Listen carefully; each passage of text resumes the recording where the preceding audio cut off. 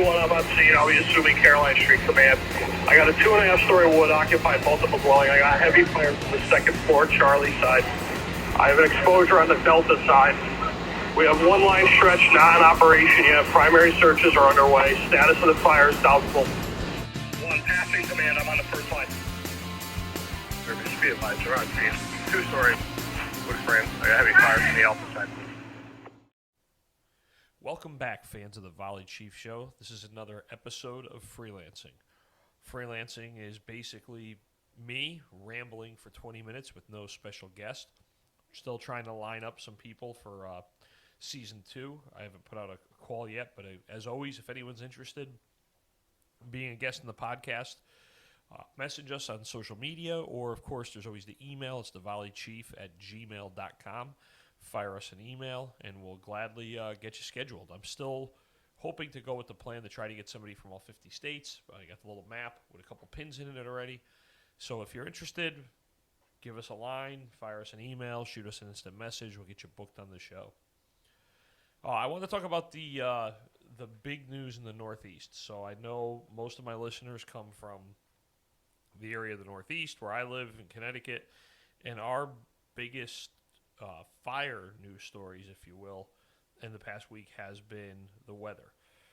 We are in a red flag warning with extreme fire danger. We're having large brush fires pop up all over the state of Connecticut, which for us is extremely unusual. You know, normally spring and fall, we'll get a little bit of time sometimes here and there where we have some elevated brush fire dangers, but I don't ever remember anything like this. It's been a very long time since we've had measurable rain, and for us, again, if there's people listening down south, out west, they're laughing at us because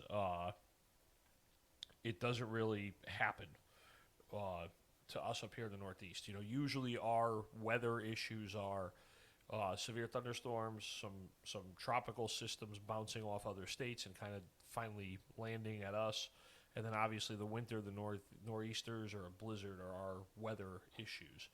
But for us to have this level of drought with this level of fire danger is just unheard of. And it started a couple weeks ago, and it's one of those things, right? Like any like any weather event, you see it on the news, you start, ramping up for it, and it's an issue. We're not trained in this part of the state to handle those large-scale wildfires. I mean, from an incident command point, we are, and I always talk about the fact that one of the biggest fires that I've had to command was actually a brush fire in our state park. But the boots on the ground firefighting, our brush training, it is extremely, extremely primitive. There's no practical experience. There's no practical training in brush firefighting. It's pretty much completely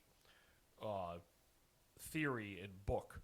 It's a small section of the IFSTA book, right? It has that little diagram of the brush fire, and it tells you, like, this is the head, these are the spot fires, but the actual way to attack it and, what do you do when they kind of get that big is definitely escaped us. The Connecticut's been tracking, I know, the past several days, well over 100 active fires around the state at various times.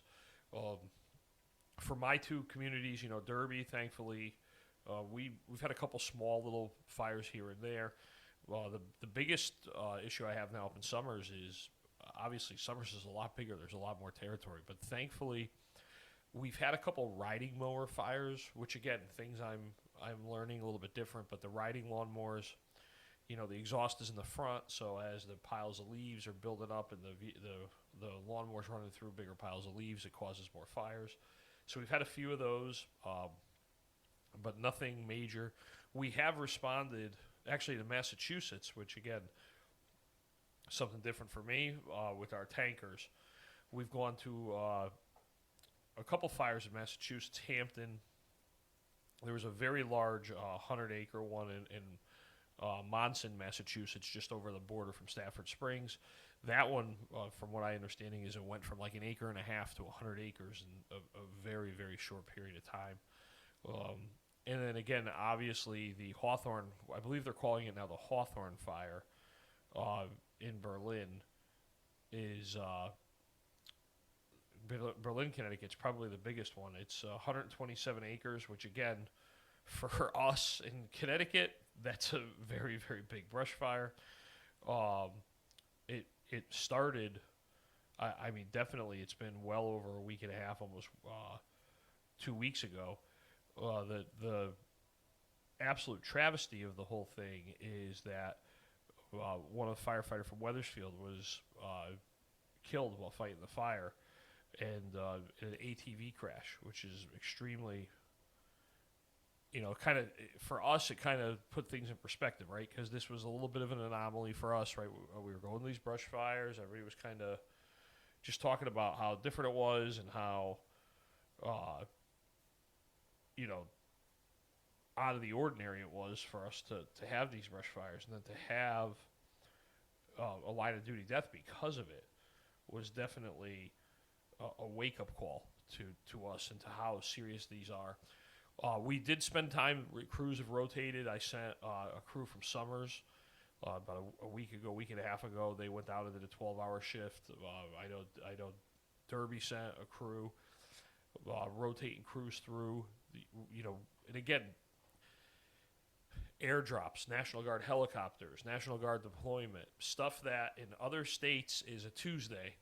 For us here in Connecticut is extremely, extremely rare, and it just seems to be something that I think is sticking around. I mean, let's see, as I look at the Great Weather Channel app right now,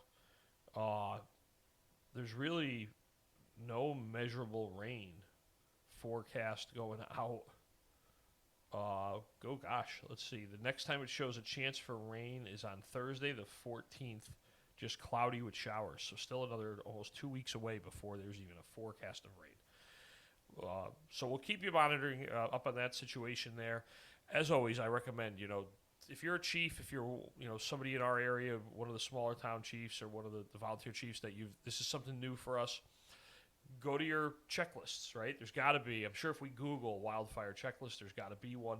Seek out counsel from people. I know DEEP, our Connecticut's it's Department of Environmental Protection. It used to be Department of Environmental Protection. Now it's Department of, I don't know, we call it DEEP. But I'm having a senior moment, if you will. But DEEP, they have the wildland firefighters. They have a crew of wildland firefighters. They're a great asset. But there's plenty of ways to educate yourself on what to do if you get these. I think the biggest friend of the wildfire season thus far for us has been the backpack leaf blower. We've noticed that when you do get these small brush fires, spot fires, you can just use the leaf blower to kind of blow the fire back in on itself, and that's kind of the best tactic we've had. We actually didn't have any backpack leaf blowers up in Summers, so we've borrowed a few from Public Works, from the Public Works Department, and they're it's kind of like one of those, they're picking them up in the morning and using them all day and then bringing them back at night for us to just keep at the firehouse or when they go off. So it's been a good working relationship, but it's just one of those things, you wake up every morning, get the daily report, you see where they are. And again, new things to us is the fire, it's so dry that the fires are burning down into the ground. And what we thought we put out, we're returning to days or two later for a flare-up. So we're learning to adjust, and I know it's kind of, I don't want to say it's funny, given the gravity of the situations that's happened, but for those of you who are listening out west, down south, this is normal for you. For us, it's different. It'd be like if suddenly, the guys in Florida had to fight a fire in the middle of a blizzard. They would be like, what is this? But for us up here, it's kind of normal. So just something a little bit different, something kind of newsworthy that's been happening in my area is these wildfires, and I'm sure I'll give you an update next week. I'll let you know how it is. I think one of the biggest things that I've noticed thus far about the wildfires too is this is kind of the first time that I used to say the modern messaging world has had to deal with like a problem like this in the state. And the hard part is you have similar messages, but you have different avenues from different state agencies, right? So in Connecticut, I told you we have DEEP, we have the state fire administrator, and then we have the state fire marshal. And of course, like most bureaucracies, all three of them are different with different heads, different budgets, different. So there's a lot of repetitiveness in stuff, and even if you get a wildland fire in your town or a brush fire, like you're supposed to email DEEP, email the state fire administration, fill out a form for the state fire marshal, which is also our Homeland Security and emergency management for the state. So I think if there's one thing that we're going to definitely talk about in the after action of this entire wildland fire thing is just the streamlining of that information chain, because it's like you're getting information from one source, but you're not getting it from the other. And then it's all the same, though. Thankfully, we haven't had that problem where, organization A is telling you to do this, organization B is telling you to do that. Their messaging is the same. It's just how they're delivering it is different, causing a little bit of delay and confusion. We've declared a state of emergency in town because of that, and then we've enacted burn bans. And we've actually enacted burn bans with a fine. So that's another, in the past probably a couple of weeks. And what amazes me is, for us, this is front page news. I can't say that anymore, right? There's no newspapers, so nobody knows what that means. This is headline news, top of the hour, the big story. And then you're still going out on like a guy burning cardboard boxes in his backyard because he didn't want to take them to the dump. And it's like, have you not seen the news? So, it hasn't gotten to the point yet that anybody's fining anybody or anybody's but I could foresee that coming if the problem persists because of the fact that we're going out so many times on these types of calls, and not just the types of calls, but the consistency of it too. It seems like we're just, every day you're getting 2 or 3 calls, and you feel bad because a lot of them are like, hey, I'm just a little concerned because I noticed my neighbors starting a campfire, starting a bonfire, and I'm just a little worried about the neighborhood. Let's see, for the past week. Oh, I'm sorry, in 3 days. So this was just to give you in 3 days, we've had 1, 2, 3, 4, 5, 6, 7, 8, 9 incidents drawn for outdoor burns in 3 days. And this is after a burn ban in Everbridge, social media blitz. You still had 9 times that we were dispatched out for check a fire pit or illegal burn. So, when you're that's 3 days, 9 calls for the same thing in a smaller community is definitely an increase in call volume. So that's our wildfire problem here in Connecticut. We're it's not as bad yet. We haven't had any of the little tinfoil huts. We haven't had to get those or anything. But a lot of the departments don't have brush gear. They don't even have much brush equipment.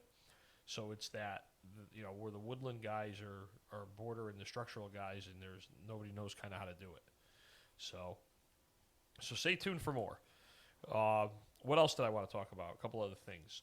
Right now I'm in the middle of a great 3-day class on the Arizona Vortex, being presented by the Connecticut Fire Academy. The lead instructor is Jim Kenny.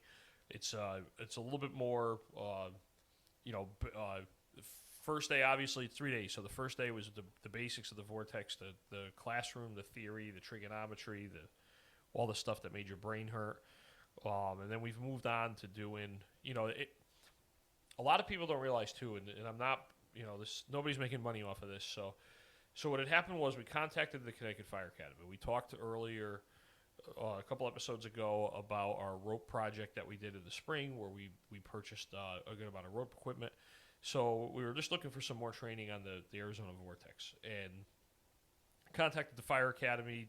Jim Kenny was part of the team from Spec Rescue International that came down and did all of our technician level training in the Bridgeport Fire Department. And I, off the side, I asked him. I heard that he did some Vortex training, phenomenal class. But a lot of people don't too. What a lot of guys don't realize is you tailor these classes. So, when him and I sat down and talked about what exactly we wanted, I said, look, we just got the Vortex here. The class is 3 days. It's two different classes. It's a 1 day Vortex class and then a 2 day Vortex class. So I told him for the 1 day, obviously, everybody sits through the classroom, right? And the classroom is the uses of it, the warnings, the uses, the user manual, the do's, the don'ts, the parts, how to put it together, how to take it apart, and then we head out. And I said, look, Jim, what I wanted for this class was, I want the guys to know how to use it for an elevator rescue, and then the other one was a car down an embankment or a low angle embankment, using it as a high point to get all your systems and all your ropes off the ground. So very, very simple stuff for the new users, right? So again, we just got it a couple of months ago. We've had some basic training on it that was secondary to our rope and confined space training. We're like, hey, we've got this new Vortex, we want to use it. But this was our first Vortex specific training. So the class was good. We did 8 to 10 in the classroom. 10 o'clock we went out down the street to our parking garage to do the elevator setups. We did some elevator setups. We did some gin pole setups. And then we went down to our river walk where we just did some low angle, bipod setups and different setups down there. Great class for the 1 day. The 2 day portion, the morning was the same, right? The same go over everything, different crews, different groups. And now we're getting into some more advanced stuff. We did a gin pole off of one of the flood control towers in town. Did one off of one of the pedestrian bridges. We did a bipod off of those. So just different setups, but a great class. And I think it's very important because a lot of times, right, you buy the Vortex, and I'm using the Vortex as an example. It's a great piece of equipment. And you buy it, and you what do? It comes in, you gather everybody around the firehouse, you take it out of the box, you put it together, you talk about it, and then it goes back in the cabinet, back in the rig, and you wonder how much do you actually take it out. And it's one of those perishable skills, right? Like ropes or any of the technical rescue components, you want to constantly train, you want to constantly be aware of it because you don't know what day you're going to have to do it, and you don't actually get that, hold on, I can't remember how to tie this, give me a minute moment. So phenomenal class. Again, I highly recommend the instructors, but people, a lot of departments don't realize that the state academies, the other, they'll work with what you want. What do you want to do? Well, I want this, what's your bread and butter that we're going to use the Vortex for? We're probably going to use it to make a high point for an elevator rescue and a high point for either a car off an embankment, a low angle job where you just really want to get the ropes up off the ground. And let's be very good at that. You go online, you type in Arizona Vortex, and you can do some crazy stuff with these things, right? You see craziness all over the internet, but let's just get a couple simple, basic concepts down and get them down real good so that we could modify for different situations, but we're not going over the top. Because, the problems a lot of times with ropes is a lot of rope classes, people want to just show off what they know, or they want to get overly complicated with the system that everybody knows you're not going to remember later that night. So, but this class was very good, very, basic setups for advanced situations, and I definitely would recommend it. If anybody wants any information on it, just, shoot me an email, shoot me a text, shoot me a message, and I'll send you the information on the class. So it was very good. Little story, I guess you'd say, from the class. Right before class started this morning, it was kind of funny. We were just about to start in the class, and the box came in for a structure fire right around the corner from the firehouse. So here you have, you had some of the, I would say, I hate to say the older guys, that I am one nowadays, but we had some of the older guys. It was actually, myself, my brother. We had a guest appearance from the State Line apparatus buff. He made an appearance with us. He was riding with us, some of the other members. But I can tell you that what cracked me up was it's the first time that I have ridden in a fire truck to what could have been a first due fire in a very long time as a firefighter. I think I probably looked like it was my first day on the job, trying to hurry up and get dressed. Of course, what doesn't help is the fact that it's, the building was a couple hundred yards away from the firehouse, which, as we all know, those are the worst buildings to have a fire in. The closer to the firehouse it is, and especially when,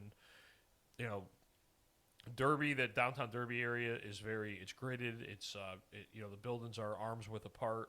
It's very urban, so you don't have much time to to from when a box comes in and you pull out the door, you're there quick. And ended up being just a little bit of food on the stove. It was looked a lot better than it was pulling up, but it was just funny to have to I guess you'd say eject my mind for a minute from the mindset of being a lieutenant, being a chief, being an officer, to like we're about to stretch into it. It was kind of fun, right? Kind of funny, kind of fun. I always joke sometimes because I say, when you remember A Few Good Men, when they ask his sidekick, "What are you doing here?" and he says, "I have no responsibilities whatsoever." It's kind of one of those things where when you get in these situations now where you're just a firefighter, and it was again just a lot of different thought, a lot of things I think I haven't thought in years. It was kind of fun because for the first time in a long time, pulling up and knowing like my priority was getting a line in operation, and that's it. And it wasn't the whole big picture. I mean, it would have been. It was a 2.5 wood. It was a big row house. I'd say there's got to be 10-unit row house, and it was dead center in the middle. So it had a lot of potential, but it was just something fun. Got to spend a little time with the other Lenart was there. It was like a fire from like 2004 with who was the first 2 guys there, so it was kind of fun and just something to throw out there. But so that's it for freelancing. I want to thank everybody for hearing me out tonight. If you have any questions, you want to know about that class, if you want to know about any of the information, just shoot me an email. It's thevolleychief@gmail.com, or I was always just kind of give me a message on Facebook. Until next week, we'll be back with another guest, and have a good night, be safe, and we'll see you at the big one.